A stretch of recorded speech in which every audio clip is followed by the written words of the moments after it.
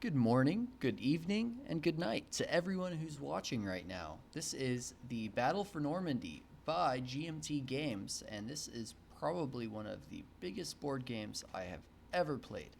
If you're watching this channel not for the first time, you've probably seen my Ardennes 44 game, and even if you haven't, you can check that out. That's another similar style of board game, but that scale isn't even close to this.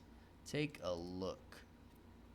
So this simulates the entire battle for Normandy, both the initial landings and the initial battle over Caen, Bayeux, or Bayeux, however you pronounce that. My French is rusty to say the least. But anyway, this takes place all the way down until you can start to see some of these cities. Felice, that is a very popular, well-known city. Argentan, that's I'm probably pronouncing that as well. Also very well-known offensive went on there. But anyway, I'm starting to drift, so let's get right back into it. This game is insane. This game is huge. Each unit right here is about a battalion, so pretty small level of units compared to other operational level board games. And this game is going to come with a twist. So there's only a couple other playthroughs of this game on YouTube, mostly just because of how huge this game is, and surprisingly how little well known it is as well. So really there's only 2 or 3 other playthroughs of this, and none of them got very far. So we're going to attempt to try and play our way through this, but the extra rule that I'm going to be adding on may impede our progress a little bit. So every battle that we think is really interesting, we are going to not use our dice to fight, as you can see right here. It's not as fun as real life dice, but you at least have a record of it. Instead, we are going to be fighting it in the classic RTS slash real-time strategy, or that means the same thing. The classic RTS and turn-based strategy game, Combat Mission. If you're unfamiliar with that, I'd encourage you to check it out. Check out Unusually Hapless, I believe that's his name. It's probably the most popular YouTube channel out here, but he's got YouTube videos that, if you aren't familiar with that game, but you really love World War II, or really any historical war, the Cold War, even the invasion of Iraq, things like that, this game series simulates these battles really well. Probably the most realistic simulation I've ever seen in a video game. So it's all 3D. Similar, if you've ever heard of Total War, this is kind of what I'm imagining here. Say we have a battalion of infantry going up, say, against a battalion of German infantry. We'll fight it out on the battle map, which will be awesome. Zoom in, get 3D views of what's going on. Most of them will be played out, me and a couple of other friends who play this game. So you're not going to be sitting watching turn by turn of this. You will be watching the after action reports, which will make it way more interesting for you. So anyway, yeah, that is what we're going to be doing. So this first episode isn't really going to be dealing with that, though. For now, we're going to go over the actual board game portion, because we're not going to fight one of those battles until probably about 40 minutes into the game. So anyway, let's get going. So to show you a little bit of the strategic aspect of the game, we've got our airborne landings happening soon. Both the American and the British airborne, as you can see over here. And then we've got all of our beach landings: Utah, Omaha, Gold, Juneau, and Sword. So, and we have our British, should I say, Commonwealth, Americans, and then our Germans. So guys, I will get into really quick what we're going to be doing with our units. So for the Allied paratroopers, or you know what, I'll tell you our strategy as we play. I don't want to blather on too long because I've gone long enough already. So I'll cut to that shortly. All right, everyone, we are back and we've had the airborne landings, and might I say they were mighty interesting. So essentially we've got the 82nd, and they're the bluish tealish sort of color, and the 101st. So the 82nd landed sort of northwest, 101st southeast. The 82nd, their initial objective isn't usually Montyburg. Sometimes it can be, but we had some companies, as you can see right here. The little line above the unit marker shows that it's a company versus two lines means it's a battalion. But anyway, and three companies make up a battalion, or four, at least for the Americans. But anyway, Montyburg is likely going to be one of our major targets for the 507, or not 507. I'm looking at the that number right there. I think that's the regiment. But anyway, Montyburg is worth 2 victory points per city tile, and one of the ways that this game works is that the victory points is sort of what both sides kind of drive for. The Allies say by June 9th, the Allies have to capture, I believe it's 6 victory points, not to lose. And to win, they can go into sudden death with the Germans by capturing, say, 12 victory points. So if the Germans keep them below 6, then the Germans win. If the Germans let them get 12, the Germans lose. And then that changes. These cities change victory points as the game progresses. So fairly common for a hex-based game like this. But anyway, Montyburg is worth 4 victory points total. So if we can capture that early, then the Allies are already going to be on their way to making sure they don't lose with like 8 days to go. So great thing here that we landed near it. But anyway, we also have more of these units over here landing. Now, the 82nd didn't really take many casualties, which was nice. If you land on a marsh, you have a chance of taking casualties, and if you land in the ocean, you 100% take casualties. And if you land next to German units, you roll for it. So again, they didn't take too many casualties, which is nice. So they're going to have a chance to combine pretty soon, because they also landed pretty closely together, obviously with some outliers. But these guys, we're probably going to, as I said, push straight into Montyburg if we can. It's too bad we didn't land closer to the 91st Infantry Division for the Germans, because taking out that HQ early on would have been really nice. But oh well, beggars can't be choosers. So for the 101st Airborne, we did lose more companies on that initial airdrop. Lots of them landed in these marshes. That's what these hexes are. And also a lot of them landed next to German battalions. And these strong points, that's what these are. So, and we rolled unluckily there.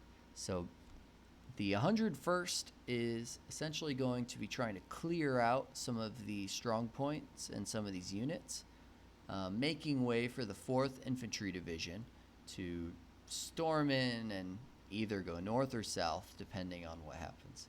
But yeah, Carentan's going to be their main goal, so we'll see how that develops. Anyway, now we've got the British, or the Commonwealth, because there's a couple Canadian units among these.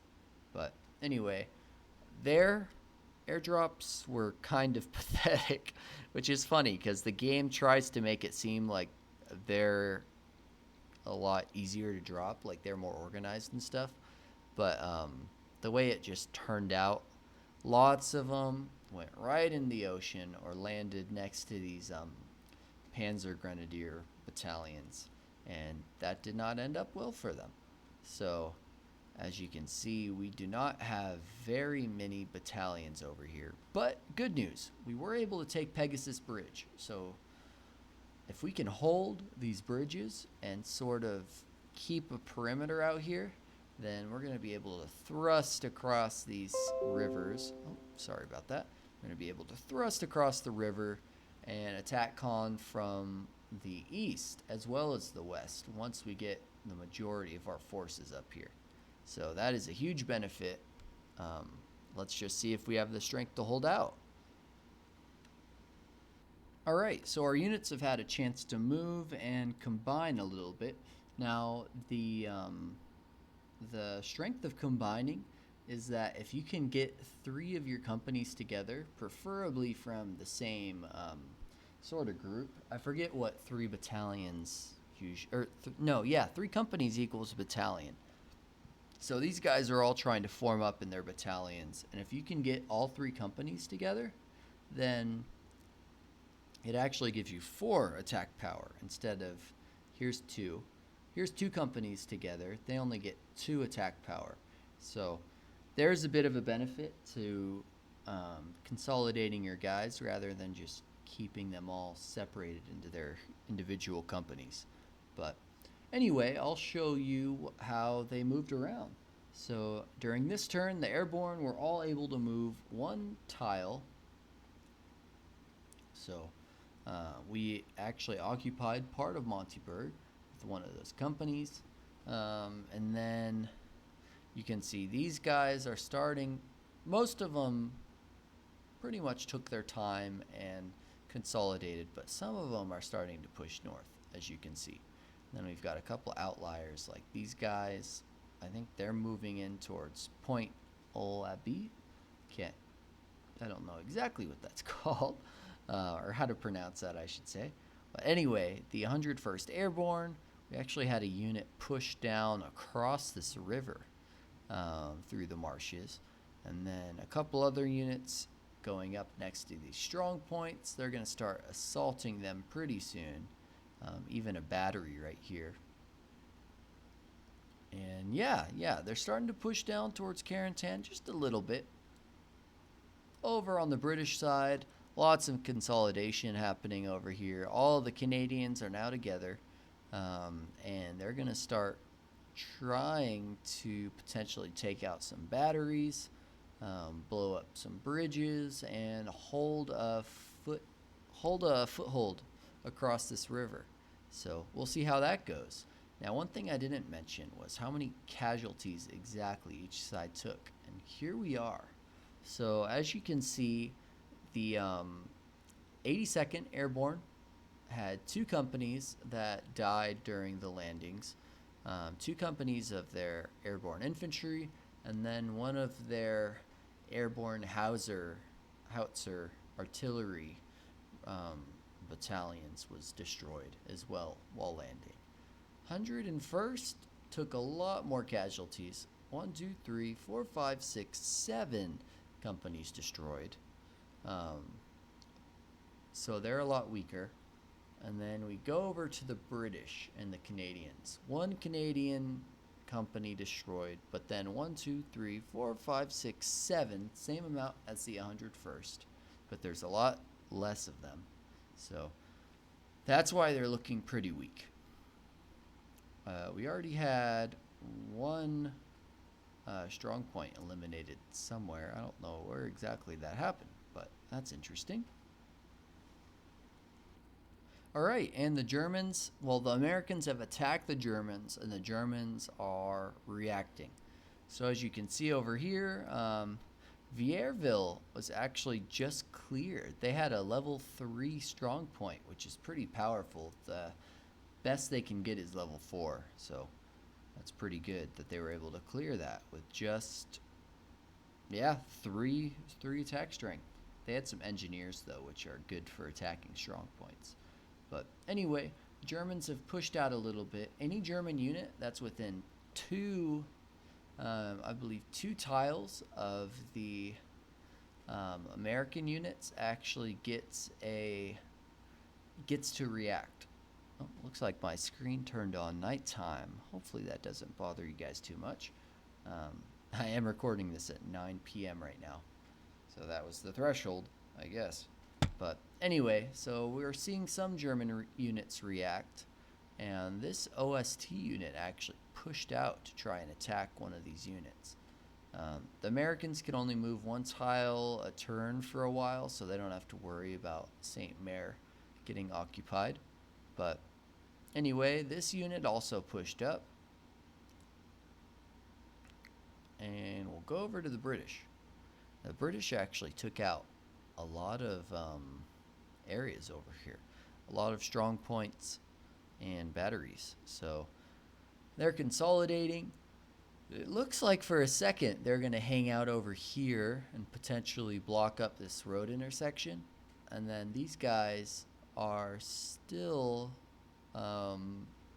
contesting with this 21st Panzer Infantry Division. But other than that, you can see the Germans lost a couple of units. Nothing too good. Maybe other than that 3-point strong point. That one's pretty good.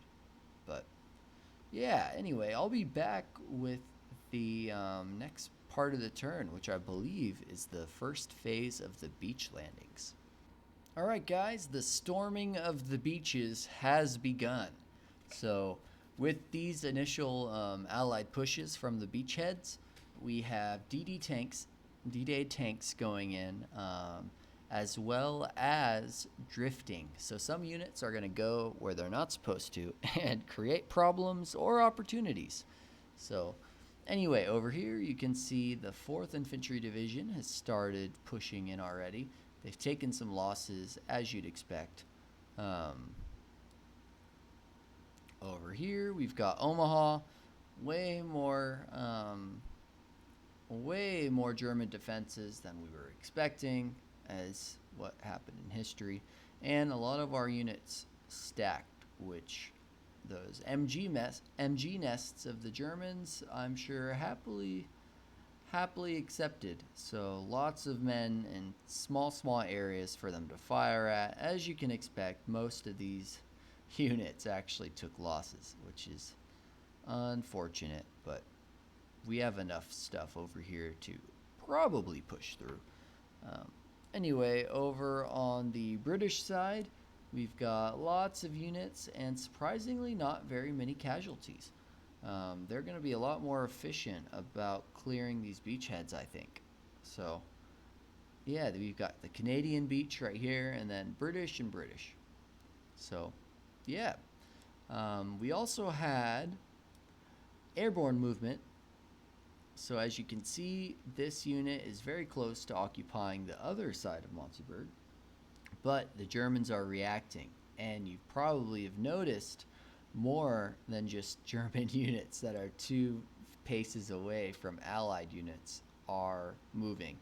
So we have a lot of German reinforcements streaming towards the Allied landings and their airborne landings as well. So yeah, they're going to start to be contested. I have a fun little unit over here. These guys are all bicyclists. These are German, a German bicycle brigade or battalion. I think it's a brigade. Yeah, BGD. So they also have funky looking tanks, as you can see right there. This is the only unit of these that will ever show up. So, and even some Renaults, I believe that's what these are, R35s. So that'll be fun to see those in action. I'm hoping to get those in a combat mission battle. But we even have an Allied unit right next to Carentan. But they're being defended by a German Luftwaffe, however you pronounce it. I'm an American, notorious for not pronouncing things correctly. But they are defending Carentan, and I'm afraid they got there in time. So we'll see. But slowly, units are streaming toward Montyburg and Carentan. Over on the British side, you're really starting to see the lack of forces over here. It's pretty bad. We've started fighting with these German units, so we'll see how that resolves itself. We've got slightly more attack power. Oh, excuse me. Slightly more attack power than they do. And these units have all of the companies have consolidated themselves, and now we'll see what these guys decide to do. But anyway, on to the next beach phase. Alright guys, beach phase part 2 has happened. And as you can see, some of these beaches are starting to, their German defenders are starting to falter. And other beaches, not so much. So let's go over each one individually.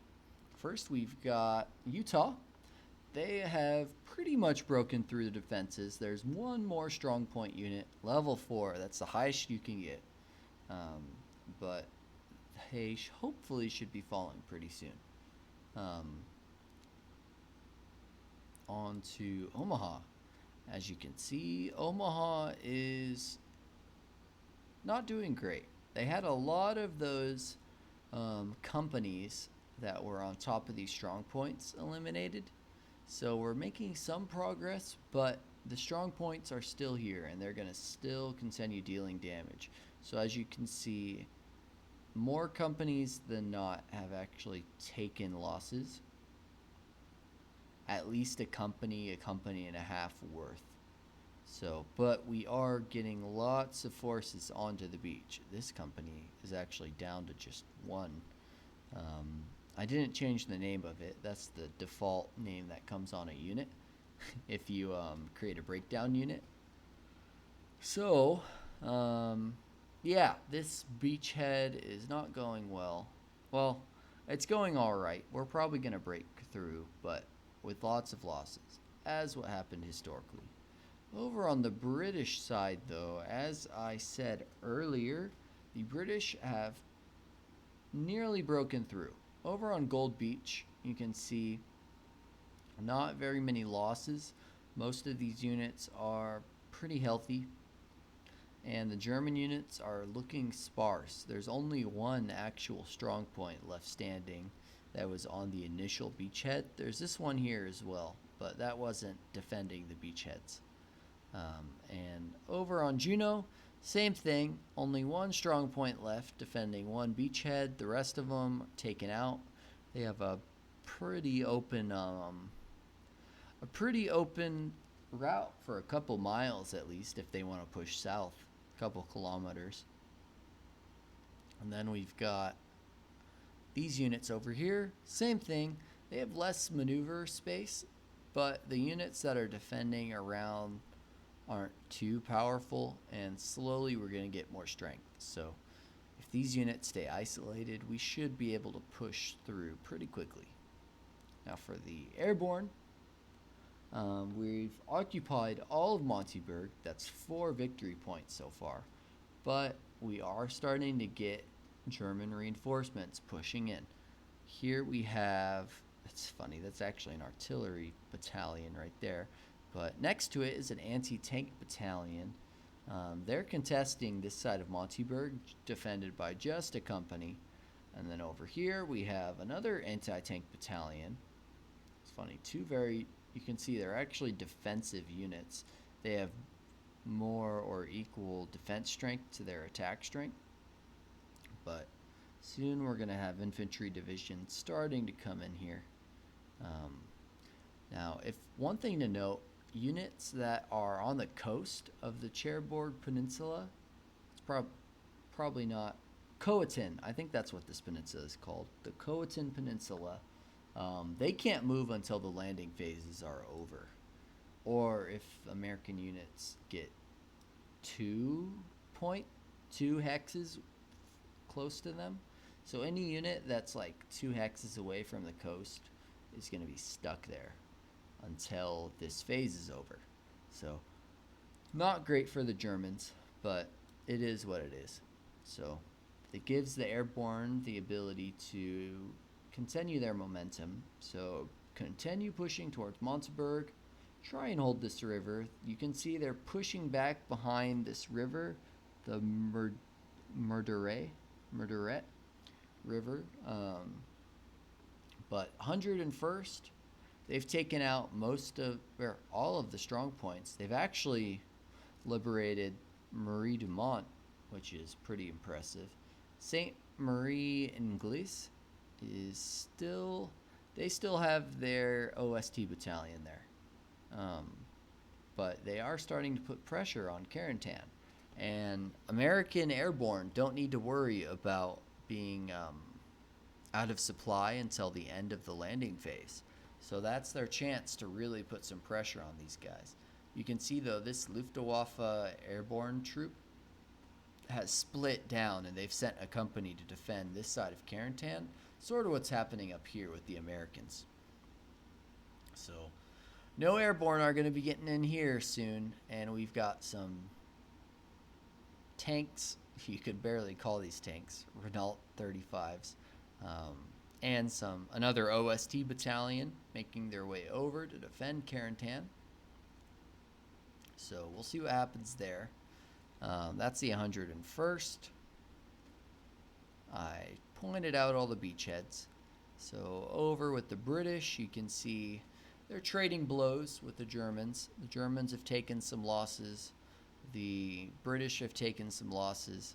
And these guys looks like they're coming close to the bridge. But the Germans are hot on their heels.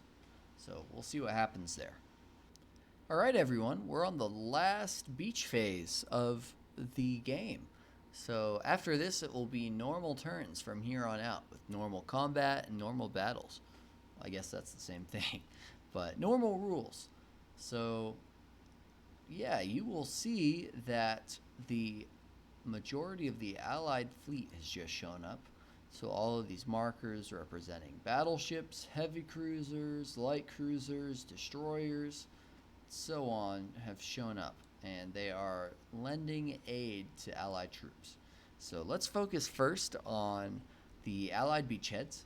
So over in Utah, last of German resistance has been squashed over here. So, and the Airborne have done their job and eliminated most of the units around this area. So the 4th Infantry Division and any other divisions that land around here are going to have free reign for at least a couple miles, which will be, I'm sure, a relief for them, because they did take a decent amount of casualties clearing those guys out. So anyway, that's that. Then we've got Omaha. Still a slog. As you can see, still lots of casualties. Most of their units over here have taken at least one casualty. One step loss, which again is equivalent to about a company to a company and a half of losses, which is a lot. That's a lot of men. But as you can see, the German lines are starting to run thin. And over in the British sector, you could see they've pretty much cleared out almost all, really I should say, they've cleared out all of the beach defenses, maybe other than this one unit right here. Yeah, they're all ready to push forward. So we'll see. They've taken a decent amount of losses, as you can see. Honestly, the British over here on Gold Beach probably took the most losses of all these guys. Well, looks like these guys over in Sword took a lot of losses too. But they're through, so they don't really have to worry about being constrained by the Germans. As you can see, the Germans have very spread out units, so they have a lot of room to maneuver. There's going to be a lot of tanks that come in here. So we're going to see the Germans under a lot of pressure. But anyway, we'll go to our airborne segment. So up with the 82nd Airborne, as you can see, actually, you haven't seen this yet, but the 709th German Infantry Division, one of their pack battalions, the anti-tank unit, has wiped out that airborne company that was defending the eastern side of Montyburg. So now they are really under pressure. But their units are coming close to arriving where they want to go. They're starting to set up a perimeter around this river right here, with the Germans harassing them as they go. So this is going to become quite the front line right here, especially as more and more German units arrive and sort of create a staunch front line in these hedgerows. That's what this terrain is. This like dark, I don't even know how to describe it. It's like a light brown color with all the little lines. That stands for hedgerows, which were notorious in Normandy for being really hard to clear. So that will be fun for them. Then we've got the 101st Airborne. They have a couple of units that have gotten past this infantry division's defense outside of this bridge, but they're going to run out of supply pretty soon. So their attacking efficiency is going to go way down. But the rest of the 101st has pretty much consolidated their units, other than this guy who's still challenging for St. Mary and Glees. But anyway, most of them are going to push down to this river and try and push into Carentan. So we'll see how well the Germans are able to defend here.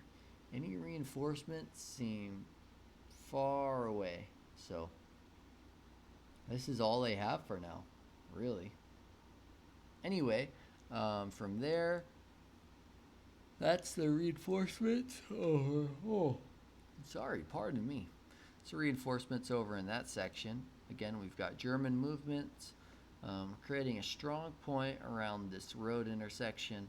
Really, the Germans don't want this road to be cut off, because that is a main reinforcement avenue.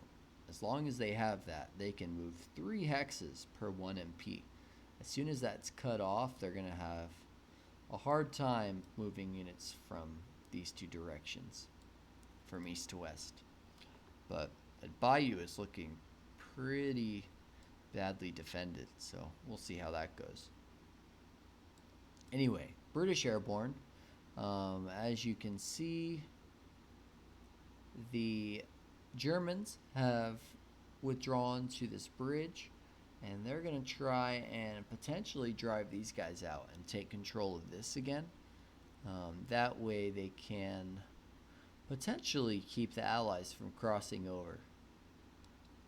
If the Allies, the Commonwealth, can completely eliminate most of the British on this side, then, or not the Allies, if the Germans can eliminate most of the Commonwealth over here, then they can shore up this river, and really the Commonwealth can only push from this side, which would be a lot less ideal for them, because as you'll see, the Commonwealth are going to have many units pushed through.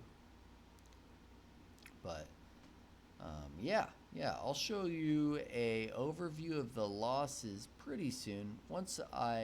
In about one more turn, I'm going to have calculated the paratrooper losses. So once that hits, I'll show you what the total losses are for both sides. But anyway. Alright everyone, this is the last phase of the episode. So, we have, I'll go over the beaches really quick. Pardon me. The 4th Infantry Division has pretty much completely moved out from Omaha. Some of them are pushing north, some of them are pushing southwest, that is. So we'll see where they end up deciding to go. Over in Omaha, you can see most of Omaha is starting to crack. They've only got 4 strong points, really only 2 or 3 that are actively defending vital areas of the beach. So, for the most part, this area is about to be eased up a lot.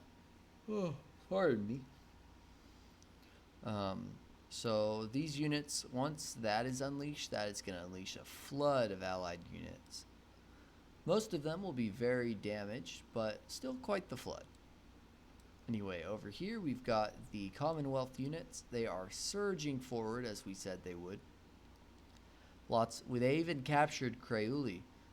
They pushed the OST division out of there, or not division, the battalion. So that's a victory point right there, or maybe 2. We're at 5 victory points. I don't know where that comes from. That might not have been updated yet, because there's still only 1 tile right there. But anyway, so the British and the British and Canadians are starting to push up and contest some of this territory with the 21st Panzer. Some of the commandos, that's what these SS units are. They're English commandos. They're starting to really push into the German defenses. Yeah, it is going well for the Allies, I would say. But most of the German reinforcements in this sector have almost arrived. So it will only be a matter of time before an entire Panzer Grenadier division shows up, which is going to help make a pretty good barrier around Caen. Anyway, let's go over to the Airborne over here. So as we predicted, oh, by the way, this is the PM turn, so new rules apply in terms of combat and stuff. But so this German unit right here has been reduced to just 1 company. They are all that stands in the way of these 2 battalions of 101st, especially from this battalion and a company of 101st paratroopers that are behind enemy lines and out of supply, essentially. So we're building some fortifications right here. Try and keep the Germans from pushing across and counterattacking, as they're oh so well known to do. Over here we've got more German units starting to show up and create a little bit of a front line. None of these coastal units have actually moved yet, so we'll see that soon. Actually, next turn, I'll show what this means in a second. But then over on the British side, most of the British forces have actually consolidated over by this bridge, and we actually had some reinforcements land for them. We've got some scout tanks, some Tetrarchs, which is awesome. We've got some engineers over here, and then more infantry also landed to reinforce. So much needed. And then even some recon jeeps. So they're going to try and push across this river. We actually had a German unit move, I think, right here, and this unit was originally right here. But they were able to defeat those Germans, but the Germans decided to retreat right here, yeah, that is not good, because now that's even more resistance in this bridge before the Allies can link up. So they're very close, right? These units do have supply now through this road. They are linked up with the rest of the British forces. These units aren't, though. They still need, well, this right here, and there's one more Pathfinder unit. These Pathfinder units essentially act as supplies for airborne units, by the way, at least for the first turn. But anyway, interesting situation over here. We'll see what happens. The one thing I wanted to address was this right here. I'll zoom in for y'all. This is going to be our first battle and combat mission. So I kept this one. This isn't a battle, but well, it's a battle in the board game, but not a battle that we're going to do in combat mission. Excuse me. The way this board game works is if you're attacking a unit, but an enemy unit is adjacent to them and isn't being attacked, or essentially you have to make sure that all the units that are next to your units are being occupied. while you're attacking. So if this guy wasn't attacking, here, let me delete that, and then we would have to attack this unit with maybe these guys, or only this unit would attack. These two units wouldn't be able to attack just this unit without these guys getting involved, if that makes sense.